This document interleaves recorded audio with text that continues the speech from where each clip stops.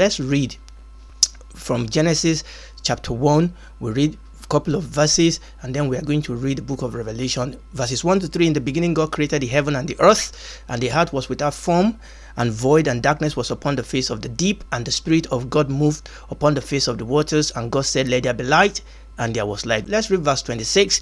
And God said, let us make man in our image, after our likeness, and let them have dominion over the fish of the sea, and over the fowl of the air, and over the cattle, and over all the earth, and over every creeping thing that creepeth upon the earth. So God created man in his own image. In the image of God created he him, male and female created he them, and God blessed them. And God said unto them, be fruitful and multiply, and replenish the earth, and subdue it, and have dominion over the fish of the sea, and over the fowl of the air, and over every living thing that moveth upon the earth. We have read this scripture in the past, but we are revisiting it today for a purpose. Let's read Revelation chapter 1.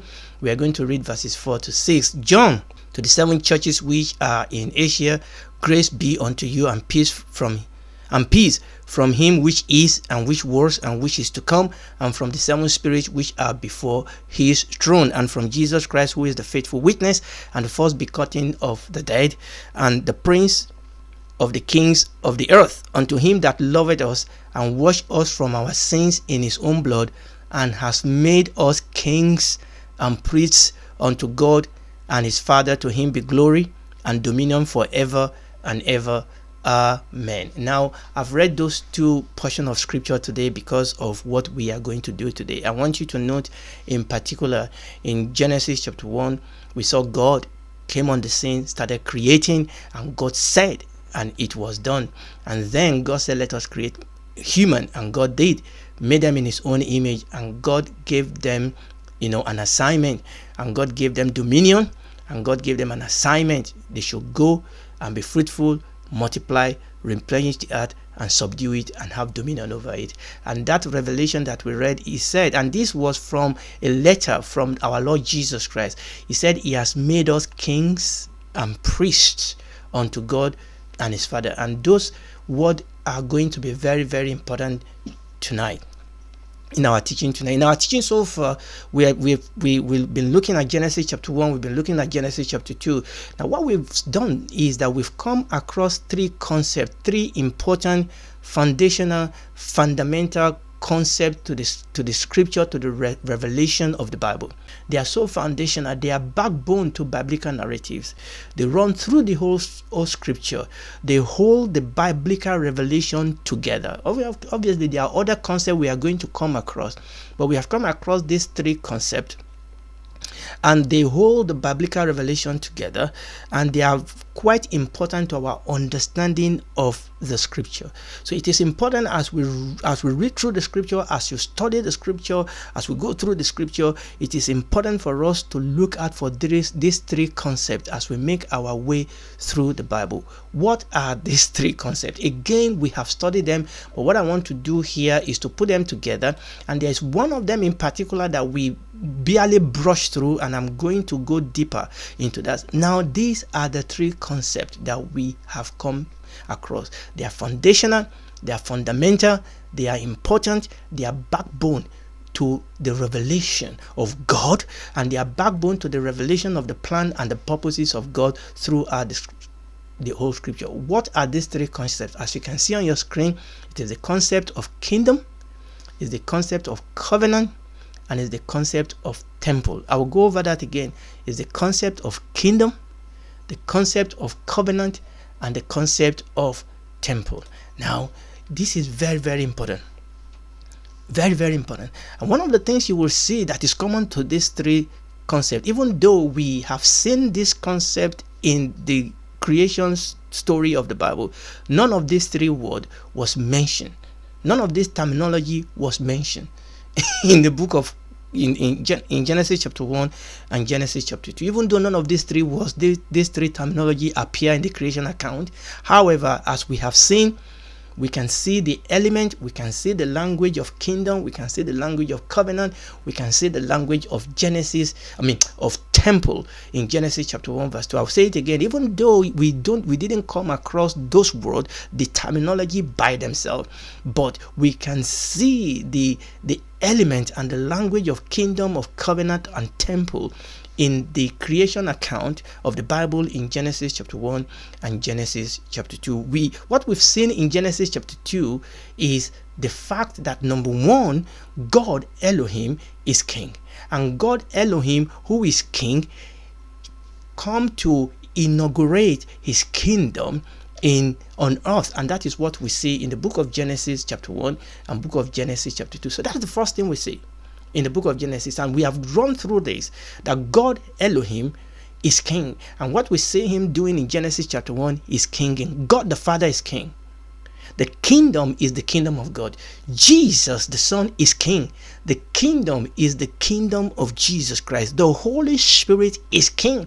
The kingdom is the kingdom of the Holy Spirit. So the kingdom is the kingdom of God. The kingdom is the kingdom of Christ. The kingdom is the kingdom of the Holy Spirit. And what we see in the book of Genesis chapter 1 and 2 is the inauguration of the kingdom of God on earth. And God created human to be his vassal king, to rule as his representative on earth. And remember what I said, we are just establishing this. We are going, as we move through the story of the Bible, I want you to keep your eyes on these three concepts. So we've seen the concept of kingdom. We've seen the concept of covenant, that God administers his kingdom by establishing covenant with human. And he did that first in Genesis chapter 1 and Genesis chapter 2 through our representative Adam and Eve. God then established a series of major covenants with his people in different periods of history. And through this progression of covenant, we see that the story of the rule of God, the story of the kingdom of God unfolded from Adam to Christ. It is through this progression of covenant that God made a different period of time with people. It is through this progression of covenant that the story of the rule of God, the story of the kingdom of God unfolded from Adam to Christ. And we have looked at those concepts of kingdom, and we have looked at the concept of covenant. Okay, so God rules in his kingdom by covenant. Now, God rules in his kingdom by covenant from the temple. Now, the concept of temple is the one that we have not gone into deeper. Now, we have touched upon it. Remember, during one of our series of teaching on humanity being created in the image of God, we ask ourselves some questions, and two of those questions we ask ourselves is, where do you find images of gods? We said that you find the images of God in the temple, that the temple is the nerve center of the kingdom, and it's the same thing in the kingdom of God. Okay, and one of the reasons why we know that Genesis chapter 1 is talking about kingdom is because God put his image in the garden. Okay, so we ask ourselves that. Then we also ask ourselves a question. We said, why are the images of God put in the temple? And the answer to that is because the temple is where the presence of God, the gods are, or the temple is where the presence of God is. So where do you find the images of God? You find them in the temple. Why are the images of God put in the temple? Because the temple is where the presence of God is. And that is the same concept that we see in the Bible. Yes, we see it in the pagan world because they have perverted it, but the truth is that is the truth of the revelation of the scripture. Okay, and we are going to go back and look at the concept of temple in the beginning. Okay, so we are going to look a little bit closer at that concept of temple in creation story. Now, many scholars have argued that Eden was not just a farmland, that Eden was not just a garden. Yes, it was a garden, but actually Eden was an archetypical sanctuary. Eden was a type of sanctuary. Or we can say Eden was a temple garden. It was a garden, but Eden was much more than a garden. Eden was a temple garden. Eden was a type of garden. Eden was an archetype of sanctuary. I got there finally. It was an archetype of sanctuary. And it is very, very important for us to understand this, that when God created his man and his woman, he put them in Eden, and God then planted a garden in Eden, and that Eden was an example of a temple. Everything that God was doing in the creation story, there's a reason behind this. Okay, so how do we know that Eden was a temple garden? How do we know that Eden was an archetype of sanctuary? It's because of the storyline in Genesis chapter 1, as we have already seen it. Okay, and we have already seen that, but what I want to go into is the parallel between Eden and later Israelite sanctuary. So that actually helps us to understand that Eden was not just a garden, that Eden was a temple garden. Yes, the storyline in Genesis chapter 1, just like the question we have asked ourselves, where do you find the image of God, is in a temple, and God put his image in Eden, okay, in the garden of Eden. Why is the image of God put in the temple? Because the presence of God is there. We know that when we follow the storyline in Genesis chapter 1, it begins to turn our mind towards the fact that Eden was not just a garden, it was a temple garden. But we now want to explore the parallel between Eden and later Israelite sanctuary. The understanding of scholars, and we are going to look into this as we look at the parallel, the understanding of scholars is that when God was creating, that creation is God's temple. God created this creation to be his temple, and that humans are to be his priests in that temple. Now, when we go to later Israelite temple sanctuary, now this is the type of picture that we see in Israel later temple, isn't it? Essentially, the temple is like a box, a bigger box and a smaller box. So the tabernacle, or later the temple in Israel, is like a small box in a bigger box, and the small box is then divided into two. So we have the outer court here, we have the holy place here, and we have the most holy place. And we have touched on this in the past, and we have seen that this was necessitated because there was a fall. Now that is the pattern of Israel's tabernacle in later in the story. But when God created the heavens and the earth in the beginning, there was no fall. Okay, what was the pattern then? Now this is what the pattern looks like.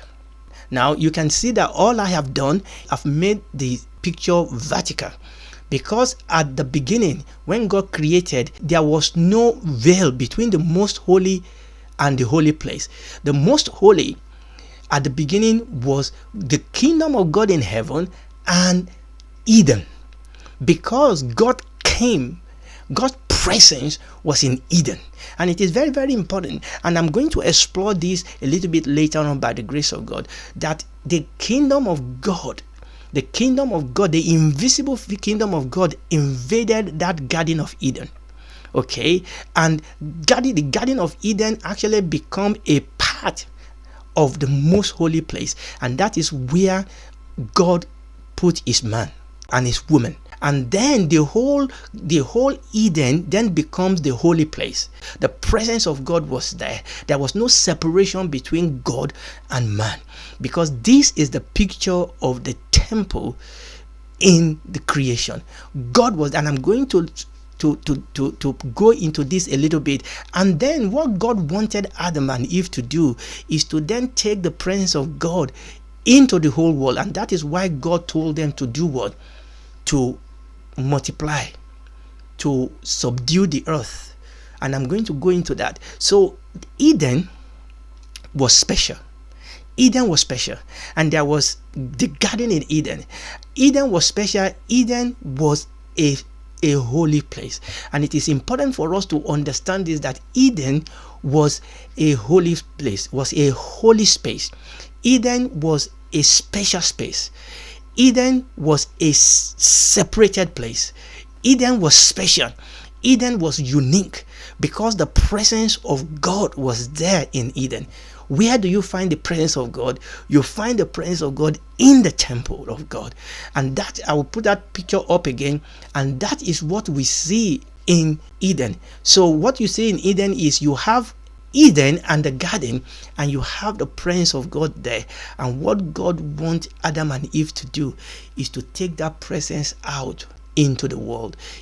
Remember what we are talking about? We are looking at the concept of the temple in where? In the Garden of Eden. Eden is the most holy place on earth where God comes to walk with Adam and Eve. And Adam and Eve are priests in God's temple. They are both kings and priests. Remember where we read in Revelation chapter 1 verse 6, it said God has made us kings and priests. And when you read 1 Peter chapter 2 verse 9, it said we are what?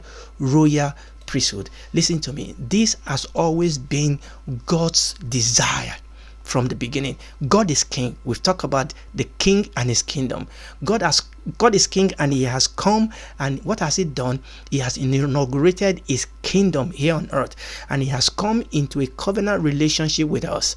But we need to understand that it is the kingdom is being administered from the temple. That what we see in Eden is actually a type and a picture of temple. And you are going to see this concept run throughout the scripture. The Bible says that we are the temple of God. We individually and we as a church, we are God's temple. And what we see here was that Adam and Eve, they were God's vassal king. And this is very, very important. They were king and they were priests. They were king and they were priests. And the Bible says that when the Lord Jesus came in the New Testament, he said we are a chosen generation, a royal priesthood. Royal priesthood. And that was exactly what Adam and Eve were in the Garden of Eden. They were royal priests. And Revelation chapter 1, and that is why we read Revelation chapter 1, that the Bible says that God has made us, Christ has made us both king and priest unto his Father. Now I'm going to stop here because there's still a little bit I want to talk about here. It is very, very important for us to see that this is what was taking place in the garden. This is what was taking place in creation. This is what God was doing. Establishes his kingdom, building his temple, putting his man in that temple, in that kingdom. His man was the king, his vassal king, his representative king, and his man was his priest.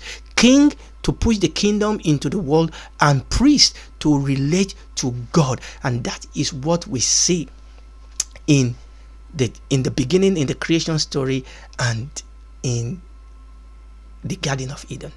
And it's important for us to understand it, because once we begin to understand it, the story that then unfold from that point then will make a lot of sense, and then we'll be able to live our Christian life. Okay, a whole lot of what we then talk about today, we'll be able to understand them in context of this big picture, in context of this whole story. We'll stop there. We'll revisit this, because this is really, really important for me to go over. I want to be sure that God help us to, by the Holy Spirit, to get a handle of this. And if you are listening to me and you are not born again, the time is short. Look at what is happening around us.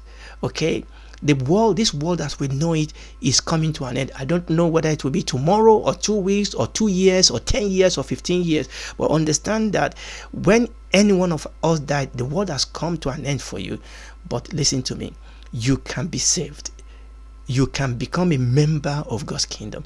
God wants to make you, just like we read here, a king and a priest unto his God, so that you can serve in the temple of God, and so that you can rule in the kingdom of God. This is the desire of God, and you can be part of that tonight. All you have to do is to receive Jesus Christ as your Lord and Savior. Admit that you are a rebel, you are a sinner.